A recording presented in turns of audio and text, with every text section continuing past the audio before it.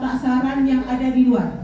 Nya duduk patung. Jadi kamu akan membuka. Jadi kamu berdua, oh pasien awak kamu berarti nyo yang tidak puas. Jadi kami bisa merubah. Nyo menticih awak berat, hanya pegang awak kamu hanya berdua. Nah, tolong ibu-ibu jadi untuk Tanjung Mandu, untuk puskesmas kita bersama. Adapun uonyo, kamu akan menyampaikan sedikit edukasi tentang penyakit hipertensi yang akan disampaikan oleh Dr. Mulia. Kepada Dr. Mulia, saya persilakan. Assalamualaikum warahmatullahi wabarakatuh. Ibu-ibu, bapak-bapak, minta perhatiannya sebentar ya. Perkenalkan, saya Dr. Mulia. Di sini saya akan membahas tentang hipertensi. Di mana hipertensi itu yaitu darah tinggi, ya. Yaitu tekanan darah di atas 140/90 itu sudah dianggap dengan darah tinggi, ya.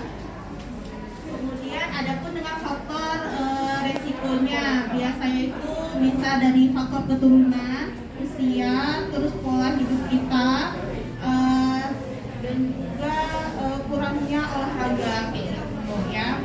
Nah, di sini saya akan menjelaskan tentang gejala yang akan ditimbulkan, biasanya kayak sakit kepala, pusing, terus mata kabur, tengkuknya terasa nyeri, kayak gitu ya.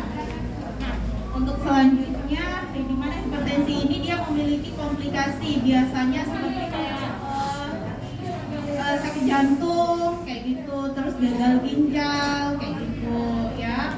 Makanya dari sini ibu-ibu sama bapak-bapak diharapkan untuk selalu menjaga pola hidupnya, ya, pola hidup yang sehat.